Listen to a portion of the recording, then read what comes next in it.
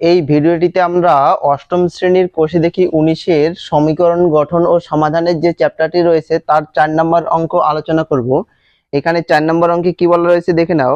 আমি এমন একটি ভগ্নাংশ খুঁজি যার হর লব থেকে 2 বড় এবং লবের সঙ্গে 3 যোগ ও হর থেকে 3 বিয়োগ করলে ভগ্নাংশটি কি হবে? 7/3 হবে। তাহলে এখানে দেখে নাও একটি ভগ্নাংশ দেওয়া আছে। আমরা ভগ্নাংশ কোনগুলো জানি? এই যেগুলো a/b আকারে দেওয়া থাকে সেগুলোকে আমরা ভগ্নাংশ বলি। তাহলে এই উপরেরটাকে বলা হয় লব এবং নিচেরটাকে বলা হয় হর। এখানে বলা রয়েছে যে যে ভগ্নাংশটি লেখা হচ্ছে তার কি হবে? লব থেকে 2 বড় হবে কে? হর। তাহলে আমি যদি ধরি লব সমান সমান x, তাহলে হর সমান সমান কি পাবো? x + 2। কারণ কি বলেছে? এই লবের থেকে 2 বড় হচ্ছে হর। তাহলে আমি অতএব ভগ্নাংশটি কি পাচ্ছি? ভগ্নাংশটি সমান সমান, তাহলে আমরা ভগ্নাংশ সমান সমান কি জানি? লব বাই হর। তাহলে লব কত বেশি? x, হর হচ্ছে x + 2। এটি হচ্ছে আমার ভগ্নাংশ। এবার শর্তানুসারে কি বলেছে দেখো। শর্তানুসারে কি বলা রয়েছে? যদি লবের সঙ্গে আমি কি করি?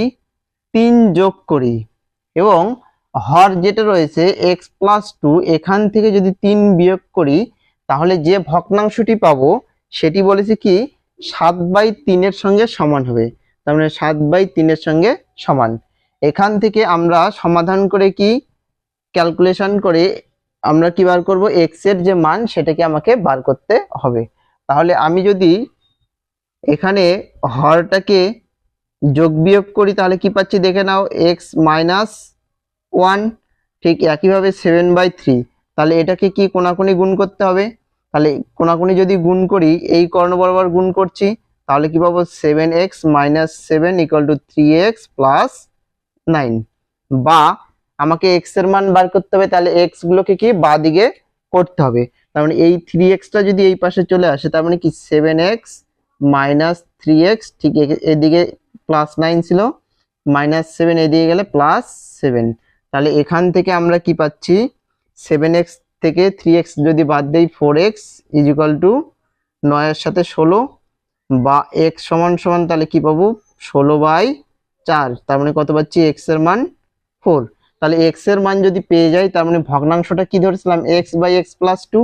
অতএব ভগ্নাংশটি সমান সমান 4/4 + 2 মানে কত? 4/6। ভিডিওগুলি যদি একটুকু দেখে উপকৃত বলে মনে হয় তাহলে অবশ্যই চ্যানেলটি সাবস্ক্রাইব করো এবং পাশে দেওয়া বেল আইকনটি ক্লিক করে রাখো, যাতে আমি যখন যে কোনো ভিডিও আপলোড করি না কেন তোমরা সঙ্গে সঙ্গে দেখে নিতে পারো।